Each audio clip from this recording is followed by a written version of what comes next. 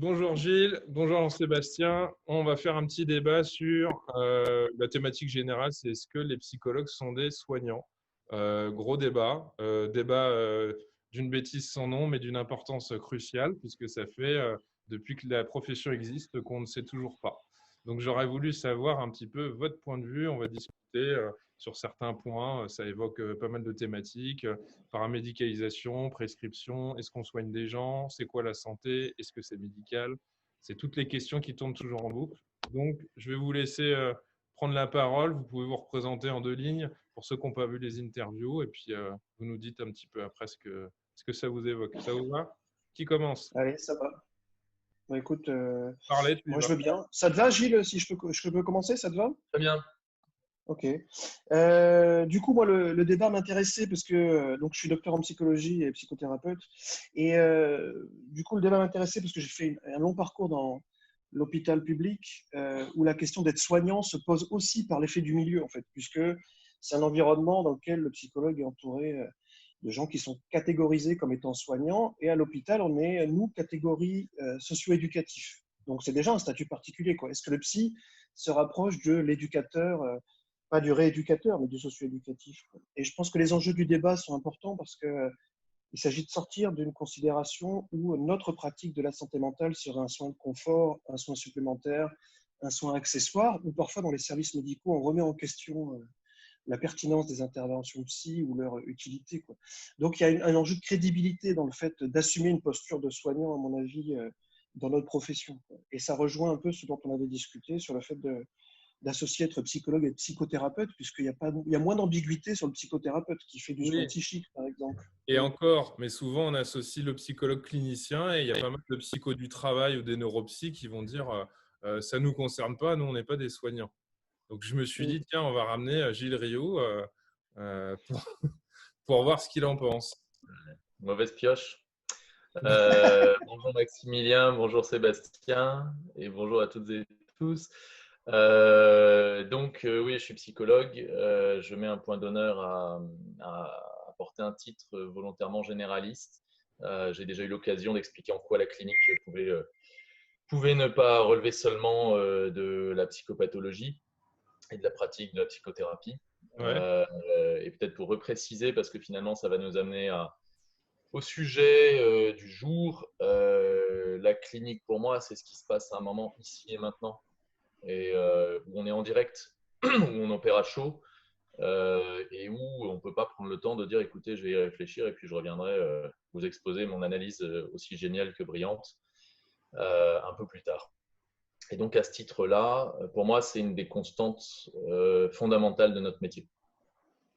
Ce qui fait que, à partir du moment où on a une pratique qui, d'une manière ou d'une autre, si on la prend pleinement, va nous amener à traiter en direct quelque chose qui se passe avec des phénomènes psychiques individuels ou collectifs à un instant T, je vois mal comment on ne peut pas considérer que ça relève de la santé, au sens où Canguilhem l'a défini, mais au sens plus général aussi, c'est-à-dire qu'à un moment, on se préoccupe de ce qui se passe euh, pour nos interlocuteurs et dans une optique qui est que, d'une manière ou d'une autre, ça aille mieux Mhm. avant, après, plutôt qu'avant. Voilà.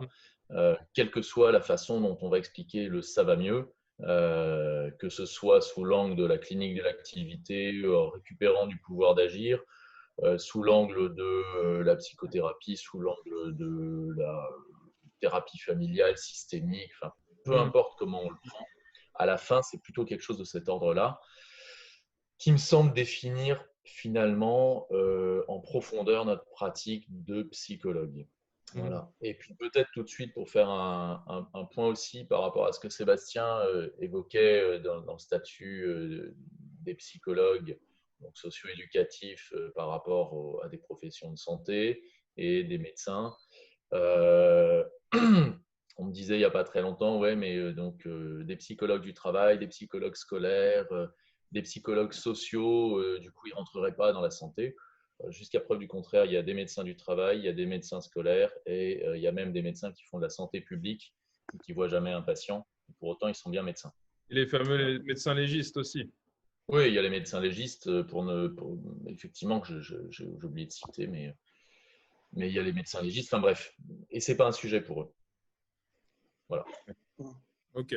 D'accord. Donc oui. Moi, je pensais que ça soulevait une question importante, le changement de statut. Ça ramène à une question de notre place dans le système de santé.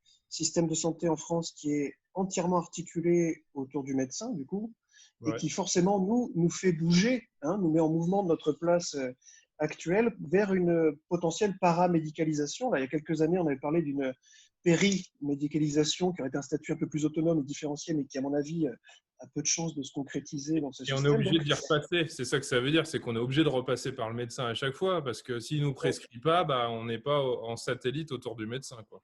C'est ça. Et on est forcément satellitaire comme n'importe quelle autre profession de santé à ce moment-là. On se retrouve satellisé.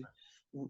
Et on se questionnait sur est-ce que le médecin a la capacité de prescrire quelque chose, un domaine dans lequel il n'est pas expert, mais c'est vrai qu'aussi il prescrit de l'orthophonie, de la kinésithérapie, de la psychomotricité, des domaines sur lesquels il n'a pas des connaissances forcément poussées. C'est pour ça qu'il y a d'autres professions de santé.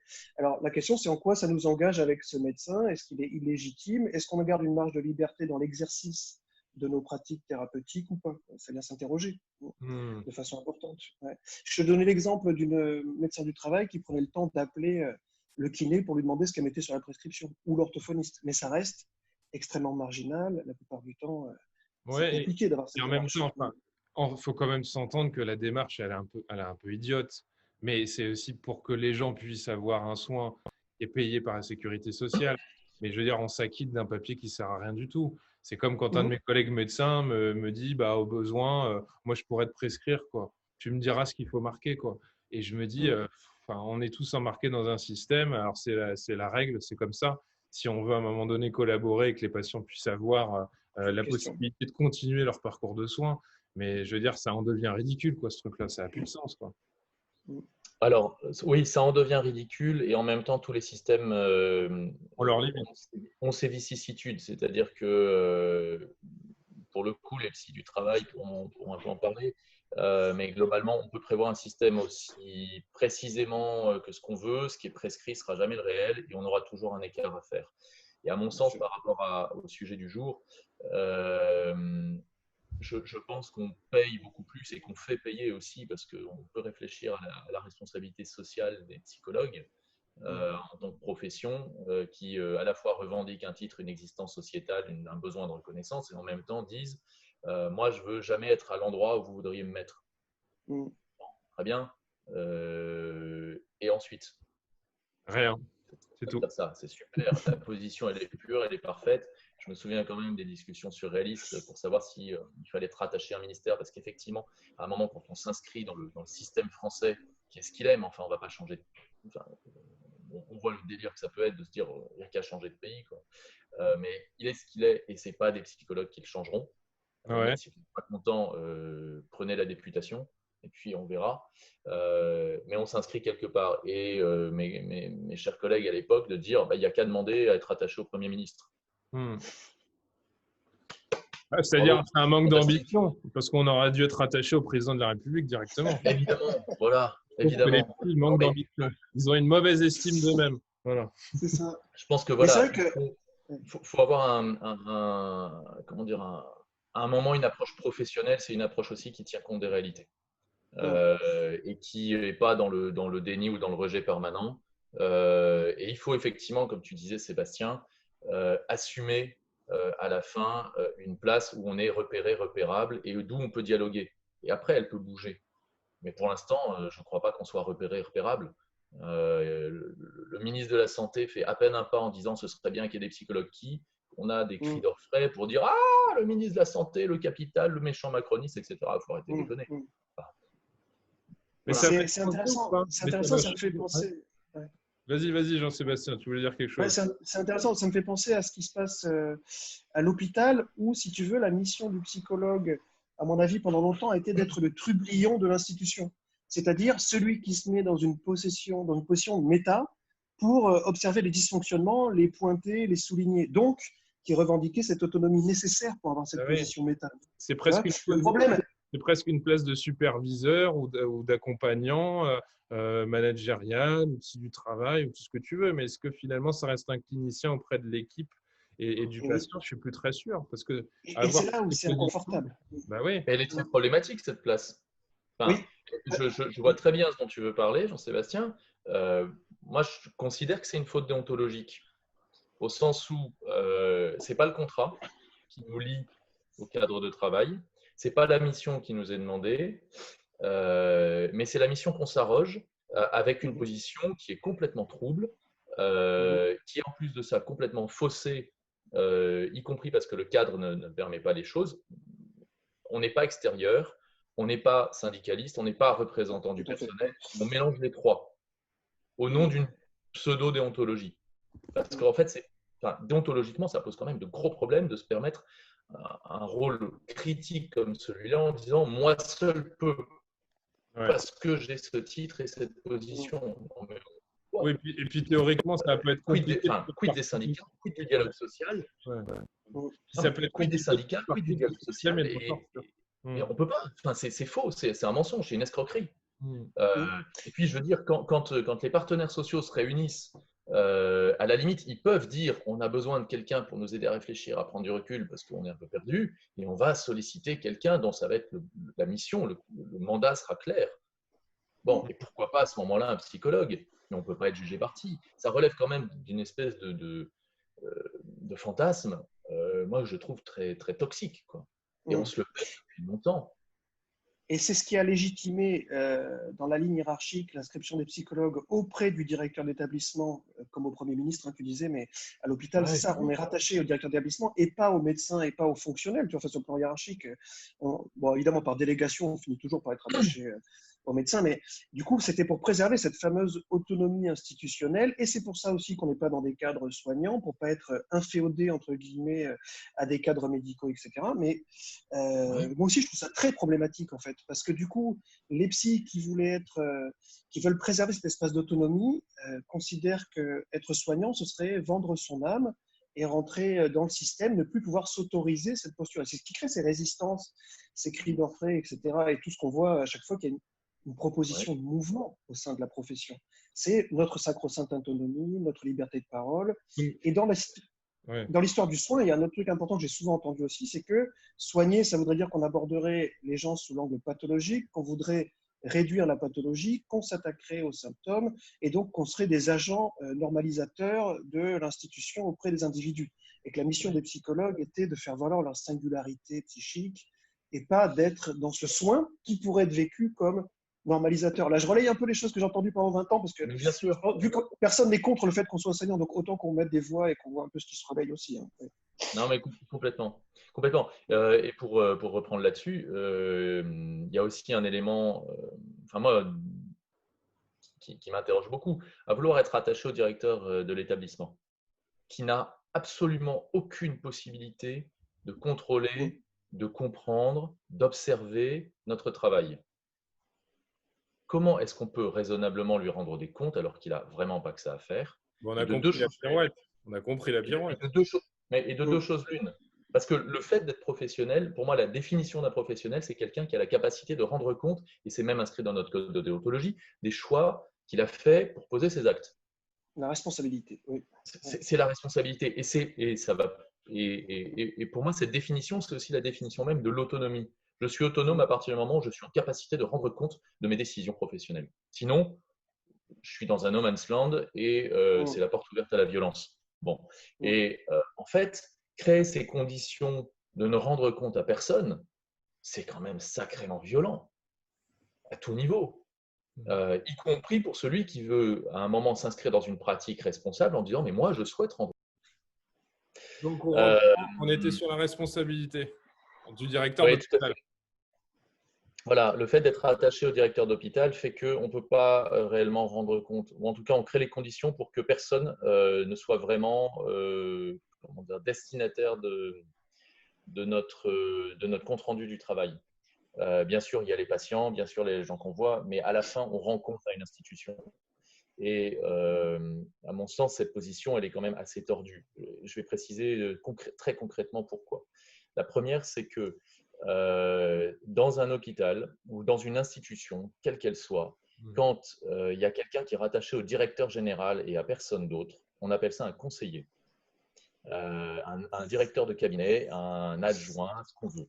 C'est vrai. Et quand il se promène dans les couloirs, l'air de rien, qui participe dans les réunions, l'air de rien, qu'à la fin, on ne sait pas vraiment ce qu'il fait, mais qui prend des notes et qui donne son avis sans qu'il ait de compte à rendre à personne d'autre, je peux vous garantir, mais vous le savez d'instinct, que ça fout un bazar assez monumental. Bah ouais. Et c'est quand même pas la moindre des choses, quoi, en termes d'ambivalence, de troubles, et puis de bordel qu'on fout dans le travail, c'est un vrai problème. Alors, ça ne se passe pas tout à fait comme ça, parce que les psychologues n'ont pas l'oreille, forcément, en tant qu'espèce d'espion ou conseiller spécial des directeurs d'établissement, mais il y a quand même de ce côté-là, un premier problème. Et puis, il y en a un deuxième qui est la communauté avec laquelle on travaille, on ne lui rend pas de compte. Et sur le fond, ce n'est pas possible. Ça ne peut que créer des problèmes. C'est de l'ambivalence et à un moment, c'est aussi une forme de violence. De dire à vous, avec qui je bosse, je ne rends pas de compte. Parce que je suis tellement différent de vous. Vous ne pourriez pas comprendre. Faut arrêter de prendre les gens pour des idiots, évidemment, qui peuvent comprendre. Mais c'est intéressant cette histoire parce qu'à chaque fois, et surtout la question des soignants, en fait, je me suis dit par où on va partir. J'étais un peu embarrassé parce que je me suis dit, oula, en fait, il y a tellement d'éléments qui sont reliés à ça. Ça rejoint dans la continuité les deux débats sur l'ordre où je posais la question de à qui on parle quand on est dans une institution en disant, moi, je suis pas, j'ai pas à rendre des comptes à mon chef de service à l'hôpital ou au chef de service éducatif en fonction publique territoriale. Et je me dis, bah alors si on commence à dire ça, on rendait compte à jamais personne en fait. Et le problème, c'est qu'on ne peut pas exiger. Et c'est un peu la question que je me pose, notamment dans les demandes d'augmentation salariale du moment qui sont envoyées par les organisations. C'est que je me dis de quel droit on exige 500 ou 1000 balles de plus alors qu'on n'a rien à changer sur notre fonctionnement. Et je suis même du côté du gouvernement à dire qu'il ne faut pas augmenter les psychologues. Parce que je ne vois pas pourquoi on les encouragerait à ne rien changer dans leur façon de faire. Ce serait un très mauvais signal. Alors, les gens vont tomber dessus, mais je pense qu'il y a des choses à bouger vraiment d'une certaine manière. Donc, à qui on parle, de quel côté le pouvoir est quand même une donnée importante. Et évidemment, tu as souligné quelque chose d'important, dire mon chef est le directeur d'établissement alors qu'on ne le croit jamais, c'est merveilleux, quoi. Ça veut tout dire. Ça veut dire je n'ai de compte à rendre à personne. Exactement. Et peut-être que ça a eu du sens à une époque, tu vois, je dis pas, hein, il y a peut-être un temps où le fait que le psy arrive dans ce milieu très médicalisé et apporte ce regard et permette d'avoir un questionnement sur le fonctionnement de l'institution, la vie psychique des patients, avait plus de pertinence qu'aujourd'hui. Mais c'est certain qu'aujourd'hui, à mon sens, on doit réactualiser notre positionnement parce que ce sont devenus des postures très rigides, très figées, qui génèrent de multiples résistances quand on propose d'y toucher, tu vois, quand on propose cette lisibilité. Mais après, je me dis, c'est peut-être un symptôme intéressant qui peut nous dire que d'une certaine manière, si pour le coup, on décharge un peu les psychologues de cette responsabilité, ça vient signifier aussi qu'on est, même si on peut le comprendre dans un hôpital, on est peut-être trop satellisé autour de la question médicale et que la définition de la santé, c'est pas simplement le bon fonctionnement d'un organe, quoi.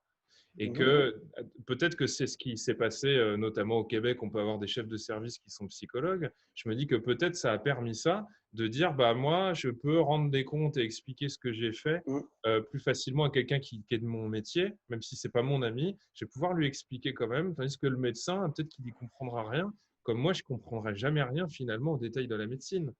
Donc, il y a peut-être cette question aussi de savoir, bah, peut-être que le psychologue, il a besoin d'avoir quelqu'un au-dessus de lui. C'est comme la question de la prescription. Peut-on être prescrit par un médecin Est-ce qu'il ne serait pas plus juste d'être prescrit par un autre psychologue d'une certaine manière? J'en sais rien, moi. Il faudrait peut-être réinventer un peu cette histoire de ce côté-là parce que j'ai l'impression qu'on n'avance pas du tout, en fait. Et tu sais, c'est ce qui a été fait à l'hôpital.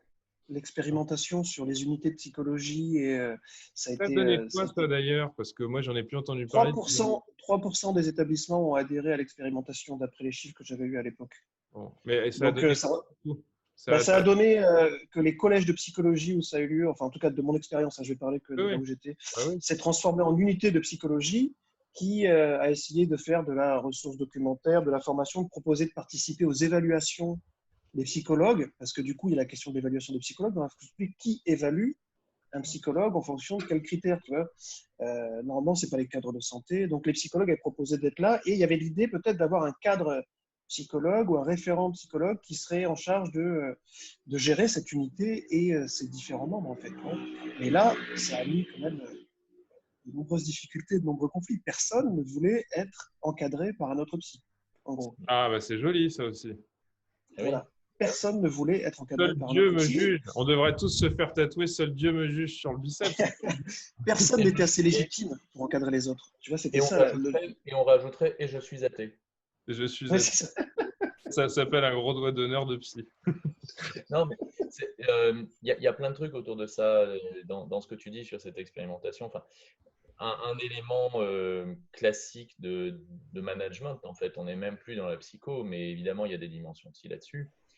On ne devient jamais chef parmi ses pairs, sauf si c'était déjà évident, si on était déjà le leader charismatique auquel tout le monde fait référence. Mais quand on organise, on commence à structurer un collectif et pour les besoins de l'efficacité du travail, on instaure une hiérarchie, y compris pour pouvoir rendre compte et comprendre au fond ce que fait l'activité et la positionner dans le cadre institutionnel pour une meilleure efficacité. Le chef ne peut pas faire partie du groupe Bien sûr. qui est managé. Il faut qu'il vienne de l'extérieur. Et on sait que dans un premier temps, si ce groupe n'était pas managé, ça va prendre du temps. Il va y avoir des résistances, il va falloir construire le référentiel d'encadrement, d'évaluation, et ce sera un ajustement fréquent et au début, en tout cas, compliqué. Et un certain nombre de personnes vont dire « je ne supporte pas et je m'en vais » ou « je ne supporte pas et il faut qu'il parte ». Et on a des cas de harcèlement du manager qui arrive, où je le vis tellement mal que je ne peux pas rester. Et ça peut être des situations de souffrance réelles. Donc ça doit être accompagné, ça doit être très finement ajusté. Mais néanmoins, une fois que c'est en place, ce sont des points de repère qui permettent de mieux comprendre sa pratique parce qu'à en parler et à devoir à un moment l'expliquer, voire la justifier, ce qui est quand même encore une fois la base du fait qu'on est professionnel et pas amateur, ça fait du bien. Je ne vais pas rabâcher ce que dit Yves Clos sur les espaces de discussion sur le travail, mais il y a quand même dans les espaces de discussion et dans les questions de discussion le jugement esthétique, certes, mais aussi le jugement d'utilité. Mais c'est ce que nous dit Michel Roy dans la première interview. Souvent, je reviens là-dessus, mais il dit l'inspecteur, il est là pour interroger la pratique des gens, et puis les gens expliquent ce qu'ils ont fait, et puis c'est tout en fait. Et ça finit rarement en pugilat et en agressivité en fait. Il faut accepter de perdre quand même, parce que plus l'unité de psychologie a valorisé la lisibilité des psychologues dans l'institution, plus on a perdu en autonomie, très clairement, sur notre marge de mouvement, sur là où on pouvait aller ou ne pas aller dans certains services, sur les services qu'on se rendait entre services, etc. Plus on a été clair et dans un cadre, plus on a perdu en liberté et en autonomie aussi. C'est une réalité. Tu vois, est-ce qu'on est prêt à négocier cette transaction et à l'accepter pour avoir plus de légitimité, par contre ? Est-ce que ce n'était pas temporaire, ça ? Est-ce que ce n'était pas le temps ? Il fallait quand même du temps pour instaurer ça. Parce que je pense que d'une certaine manière, si les choses, elles déconnent, c'est qu'elles sont bien utiles. D'une certaine manière, il ne faut quand même pas déconner. Ça sert à beaucoup de psychologues que ça ne fonctionne pas, tout ça. Oui, mais à quel prix ? Oui, à quel prix ? À quel prix et qui paye ? Ouais. Tout le monde ne paye pas, je crois, d'une certaine manière. Mais ce que je veux dire, c'est que peut-être ton unité, avec les années, elle serait amenée aussi en se généralisant, en étant comprise, à pouvoir avoir un autre type d'échange.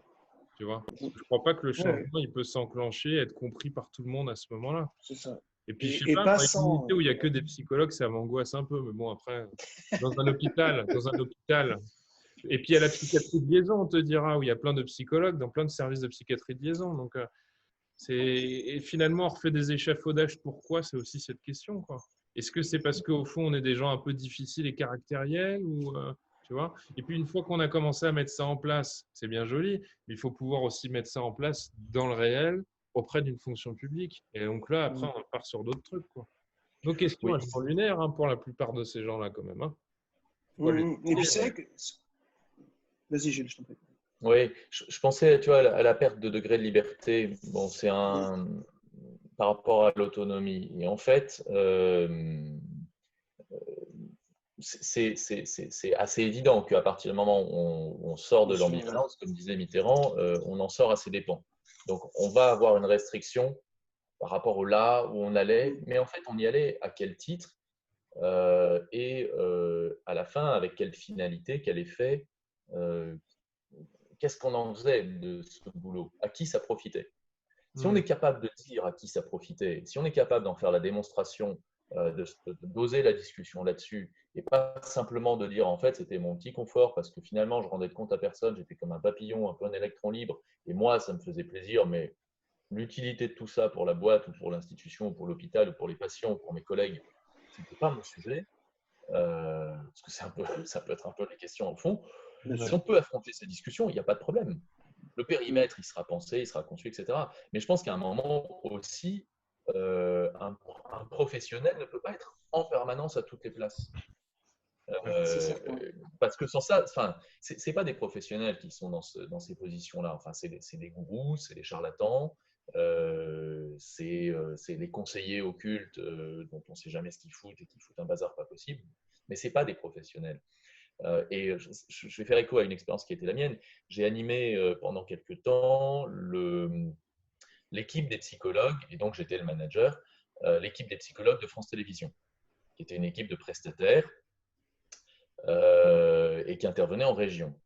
Et dans la mise en place, dans la formalisation, au début, ça s'est fait de façon un peu n'importe comment. Donc, on a eu des pratiques diverses et variées, puisqu'on s'est rendu compte que c'était parfois très efficace et parfois complètement, pas simplement inutile, mais contre-productif. Bref, on a réfléchi à ce qu'on pouvait faire. Et la décision qu'on a prise a été la suivante. Le psychologue ou la psychologue qui est en région est l'interlocutrice des représentants du personnel, de l'encadrement et des salariés, et elle reçoit tout le monde en consultation potentiellement, et elle prend l'initiative, il prend l'initiative d'aller échanger, discuter pour faire de la prévention avant que les situations ne se dégradent et avant qu'on débarque dans son bureau en disant c'est une catastrophe, rien ne va plus. Par contre, et on avait mis cette limite-là, à partir du moment où il y a une situation dégradée qui nécessite une intervention formalisée, c'est pas le psychologue de la région qui intervient, c'est son collègue d'une autre région. Pour éviter d'avoir à rendre un rapport qui après va l'obliger et va brouiller le mélange des genres, quoi. Tu essaies de te et séparer éviter d'avoir un mélange des genres. C'est-à-dire que si à un ça. moment je dois intervenir de façon systémique avec un regard extérieur, ça ne peut pas être une seule et même personne qui fait ça. Sans ça, on est dans une forme de, j'aime pas ce mot, mais de toute puissance. Et surtout, en réalité, on va être complètement délégitimé. Et passer le moment où on aura soulagé un petit peu quelque chose, la crédibilité de l'action, elle est ruinée. Elle est ruinée définitivement. Parce qu'on ne vient plus vous voir. Vous avez pondu un rapport sur les risques psychosociaux et à un moment, il y a un manager qui est sorti de ça parce qu'il y avait des problématiques managériales qui que plus personne ne vient vous voir. Vous êtes celui par qui les gens sont virés. Et aujourd'hui, je fais des investigations, des enquêtes sur des situations de harcèlement. Quand je fais ça dans une entreprise, je ne fais rien d'autre. Je ne peux pas conduire une investigation sur des situations de harcèlement derrière et derrière revenir pour faire de la formation à la qualité de vie au travail. Bon, écoutez, j'ai vu votre collègue, il a été licencié, mais avec vous, vous inquiétez pas, tout va bien se passer. Ah, mais tu as tout à fait raison. Mais finalement, ça, c'est des évidences. C'est des évidences qui ne sont pas mises en pratique. Est-ce que c'est une question déontologique? Est-ce que c'est une question méthodologique? Est-ce que ça c'est pour moi, je vais te dire ce que j'en pense très, très concrètement. Je suis à mon compte et je clarifie ça systématiquement avec mes clients. Pourquoi? Parce qu'à la fin, je vais payer. C'est-à-dire que je n'aurai plus de boulot. Je vais peut-être me gaver sur le moment, mais comme je vais être carbonisé dans les entreprises où je passe, je ne pourrai plus y travailler. Mais c'est une question. Je préfère savoir que dans telle entreprise, je fais ça et je ne fais que ça, mais je le fais bien et je pourrais continuer à le faire. Et j'aurai la légitimité de tous mes interlocuteurs, y compris des partenaires sociaux, parce que le cadre sera clair. Et dans telle autre entreprise, je ne le fais pas. Et donc, de ce point de vue-là, par rapport à ce que disait Jean-Sébastien, oui, évidemment, dans l'absolu, je perds en degré de liberté. Mais je perds en degré de liberté d'une certaine manière et je gagne d'autres degrés de liberté en fait en contrepartie qui à mon sens sont plus soutenables, plus déontologiques et les deux vont ensemble et même plus business. Oui, c'est clair. Mon propre employeur. Mais je pense que n'importe quel clinicien qui écoute pourra aussi imaginer que s'il rencontre un patient et que ce patient lui dit « j'aimerais bien que vous puissiez aussi rencontrer ma femme en consultation individuelle », bah, il y a très peu de chances que les collègues lui disent que c'est une bonne chose et qu'évidemment, il pourrait se dire, bah, moi, il faut que je paye mon cabinet, bah, vas-y, mais tu vas voir dans quel truc on est en train de t'embarquer, dans quelle connerie tu t'embarques, quel que soit ton référentiel théorique d'ailleurs. Donc, évidemment, quoi, il y a ces points-là et d'une certaine manière, je veux dire, on travaille plus sereinement, plus proprement, plus en sécurité. On est moins mêlé à quelque chose de malsain auquel on a participé et dont on n'arrive plus à s'extirper. Mais Et donc, là, devenir soignant, ça veut dire changer cette posture, tu vois, et rentrer sur les lignes de front et renoncer à être totalement ou exclusivement la mouche du coche, tu vois, et ouais, accepter qu'on ne peut pas être in and out, dedans et dehors. Moi, je suis tout à fait d'accord avec Gilles, ces postures, elles sont intenables sur la oui, durée et en plus, elles sont douloureuses, même, je dirais, sur la durée. Et en même temps, on a mis l'institution systématiquement dans une injonction paradoxale qui était reconnaissez notre singularité à nous, et en même temps, mais vous n'arrêtez pas de nous exclure. Tu vois, c'était un peu ça, quoi. Donc, on a créé cette injonction double qui était intenable aussi, quoi. Et on est encore dedans, je pense, les psychologues. les psychologues sont-ils hystériques? Voilà, nouvelle question. Nouveau Voilà. débat. Ah oui, non, mais parce que tu m'aimes pas, je veux être singulière, mais je veux pas que que tu me lâches et que tu m'oublies. Bon, mais alors, je vais te dire les deux arguments que j'entends habituellement dans ce genre de débat. Deux points. À l'université, on ne nous met pas au courant sur ces enjeux-là. Et deuxièmement, que te sortent plein de psychologues. Ouais, mais vous êtes marrant, vous, quand il n'y a pas de boulot, on prend ce qu'il y a, entre guillemets, et on a peur de ne pas avoir d'autre boulot, donc on fait des trucs et on réalise après qu'on n'aurait pas dû, gna gna gna. Moi, je suis très embêté à chaque fois que c'est ce genre d'argument, parce que je me dis que c'est pas parce qu'on a des difficultés à trouver du boulot qu'il faut faire n'importe quoi. Mais aussi, ça s'apprend avec l'expérience, le flair de savoir qu'on nous amène à faire des trucs. Il faut avoir un minimum conscience des enjeux, donc il faut avoir un peu d'expérience et comprendre qu'on puisse être manipulé malgré nous dans un système qui nous dépasse aussi.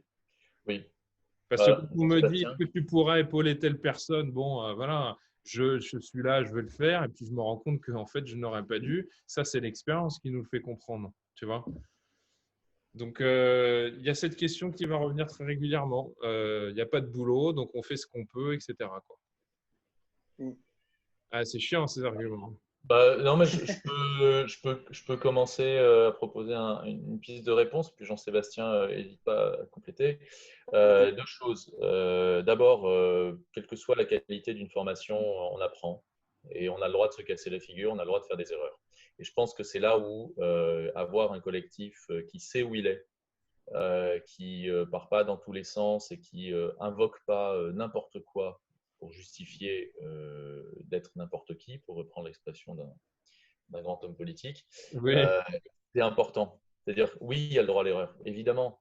Évidemment qu'il y a un moment où on ne verra pas la manipulation nous arriver. Ça m'est arrivé 2 fois, 3 fois, 10 fois plutôt qu'une. Mais j'ai pu garder le cap. Et puis voilà, oui, il y a aussi la question de comment on mange. À mon avis, là, on a un peu soit le chat qui se mord la queue, soit on arrive enfin effectivement aussi à sortir de l'ambiguïté. C'est-à-dire que si on rentre dans une réflexion et si on rentre dans une décision surtout, parce que la réflexion, à mon avis, je pense que voilà, elle a bien mariné depuis 30-40 ans. Si on rentre dans une décision qui est de dire on s'inscrit comme profession de santé, après le statut sera à discuter, il pourrait tout à fait y avoir. Il y a déjà les sages-femmes qui sont des professions médicales non médecins. Mm. Mais on pourrait tout à fait avoir une profession de santé psychologique dans laquelle il y aurait les psychologues, les psychothérapeutes, les ceci, les cela. Enfin, hmm, la discussion n'est pas fermée, à mon avis. Là, on peut avoir des interlocuteurs assez carrés et qui vont nous aider à y penser, y compris chez des juristes ou chez des. Enfin, bon, voilà. Mais au-delà de ça, si on s'inscrit dans une clarification de notre positionnement, la question de la précarité du boulot, euh, mécaniquement, elle va en partie être résolue. Je ne dis pas complètement, mais en partie être résolue. Parce que on saura où on s'inscrit et du coup ce qu'on fait ou ce qu'on ne fait pas. À l'heure d'aujourd'hui, il y a une dizaine d'années, j'ai fait un sondage sauvage sur la FFPP, sur le forum de la FFPP, qui a eu plus de 1000 réponses. À ma connaissance, c'est le seul là-dessus sur les devenirs des psychologues et leurs conditions de travail. Bon, il y en avait 1 sur 2 sur le millier de réponses qui n'avaient jamais travaillé comme psychologue, alors qu'ils avaient le titre. 1 sur 2. Et en moyenne, le salaire était à 1006 pour ceux qui travaillaient comme psychologue. Donc aujourd'hui, la précarité, de toute façon, elle existe. Elle produit ses effets délétères. Et je ne crois pas qu'en changeant de statut ou en clarifiant plutôt notre statut, notre rapport au travail et le sens fondamental de notre métier, ça nous porte préjudice en termes de précarité, bien au contraire. Que ça va pas manquer de concret, ça, parce que sur le papier, on va changer les choses, on va être super fiers, super contents, etc. Mais est-ce que les gens vont pas continuer à faire n'importe quoi? Quels gens? C'est-à-dire certains psys, parce que d'une certaine manière, ce qu'on est en train de dire, c'est que tout boulot est possible à partir du moment où on a bien évalué les enjeux et la fonction de notre place, de notre action. Et donc, ce dont on est en train de parler depuis quelques minutes, c'est des glissements de terrain. On continue à faire notre boulot, mais en fait, on ne devrait pas le faire à cet endroit-là ou de cette manière ou avec telle personne. Ça, tu vois, pour pouvoir le transmettre, c'est pas si simple que ça, en fait. Non, mais pour le coup, il y a quelque chose qui existe en France, dans le droit français, qui s'appelle l'ordre, et dont c'est le boulot fondamental. Hmm. Qu'on ne fasse pas n'importe quoi à partir d'un paradigme, d'un cadre de travail. Euh, alors, on est d'accord, pas d'accord, mais enfin, quand je vois des réactions, je crois qu'elle est actuellement présidente de la FFPP, Gladys Mondière. Alors, elle est vice-présidente, elle sera présidente pour Présidente. 2021.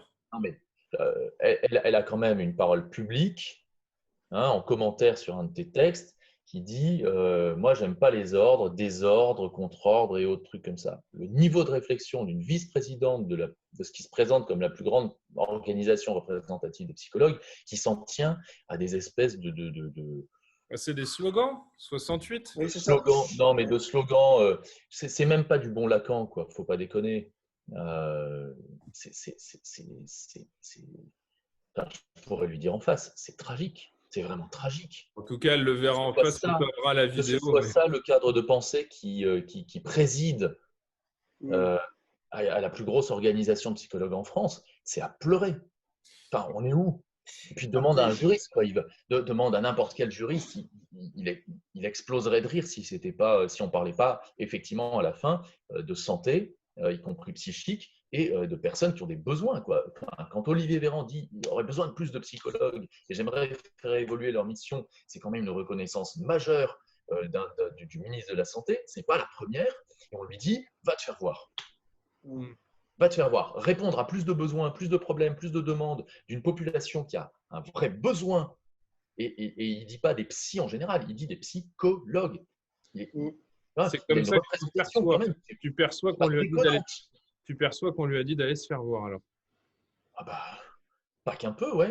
sur la question de la prescription notamment, c'est ça? Oui, mais c'est des fins de non-recevoir où on n'est même pas, on n'ouvre même pas la discussion. C'est Est-ce que la qui discussion êtes-vous? elle est vraiment ouverte aussi? Moi, je le connais pas ce monsieur personnellement, mais Bah, je me écoute, dis, est-ce que moi c'est pas j'ai des travaillé effets avec le d'annonce? ministère de la Santé. C'est pas des J'ai- effets d'annonce, selon toi? Non, non, je suis intervenu, mais il faudrait interroge Patrick Cohen, D'accord.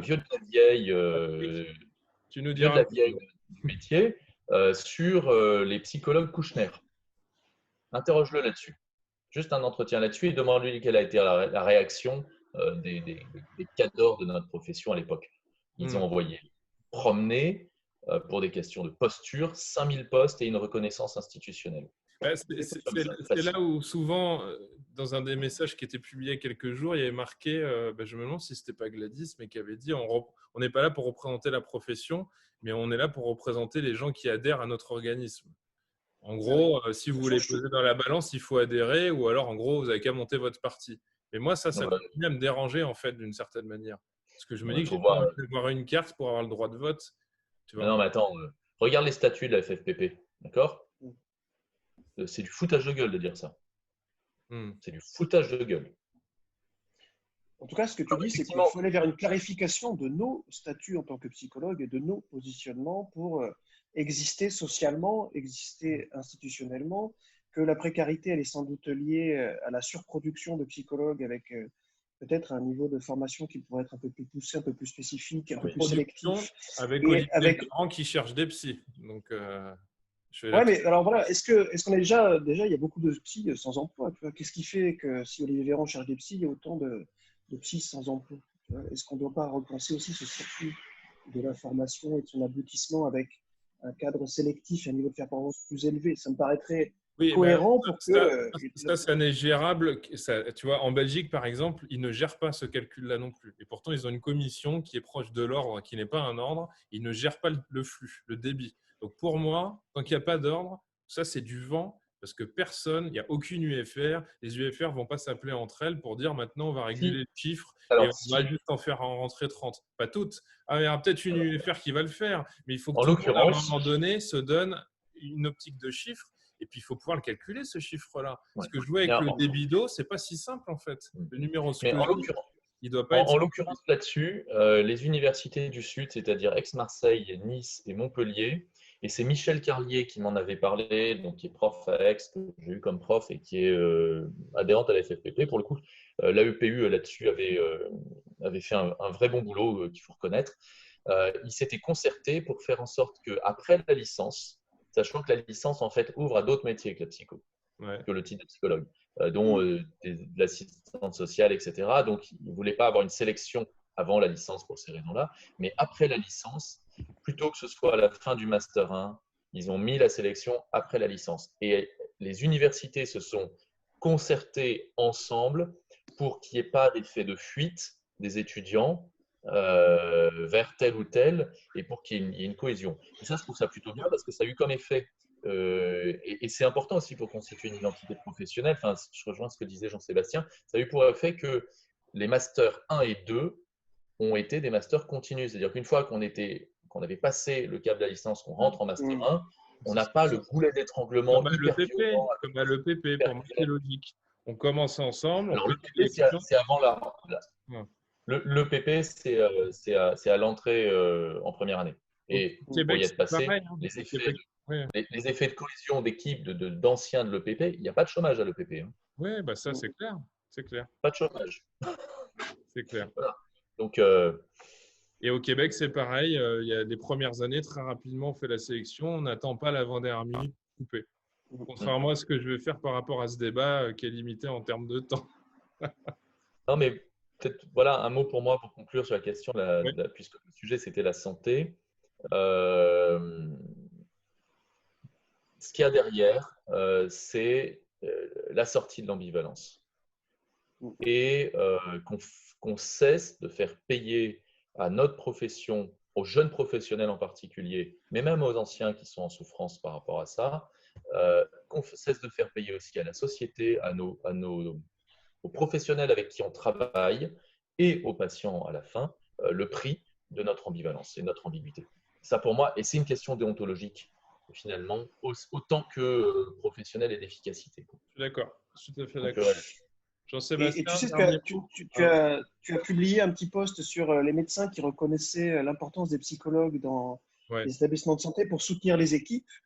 Et moi, ça me fait penser qu'en fait, les psychologues, ils sont en première ligne aussi. Ils sont exposés aussi aux morts, aux violences, aux agressions, aux gens dépressifs, etc. Moi, dans ma pratique clinique, là où je me suis senti soignant aussi, investi comme les autres de cette première ligne, c'est pas en tant que fluidifiant des rouages de l'institution, c'est en tant qu'acteur de terrain au sein d'une équipe. Et ça, c'est quand même une distinction à faire. En fait, devenir soignant, c'est accepter d'être acteur de terrain et ne plus être considéré comme un fluidifiant annexe des rouages. Voilà, ça change déjà tout dans notre positionnement. Et moi, ce que j'ai vécu comme thérapeute dans l'institution, etc., c'était d'être acteur de terrain et j'aurais besoin de psy qui m'aident aussi, pareil, à gérer les choses, hein, des fois, à certains moments. Donc, il y a un positionnement qui doit changer et il y aura des pertes, et il y aura des deuils à faire, et il y aura de l'autonomie perdue.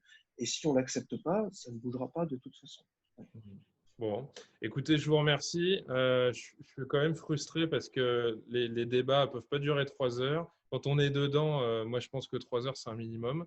Mais on essaye des formats un peu courts. Ça part un peu dans tous les sens, mais je trouve qu'on a brossé des thématiques qui étaient bien. Je vous remercie parce que vos propos sont pertinents, fins, plus que les miens. Donc, merci. Il faudra revenir pour une prochaine alors. Merci Maximilien. Merci Gilles. Merci Jean-Sébastien. Merci beaucoup Maximilien. Et avec plaisir. Au revoir.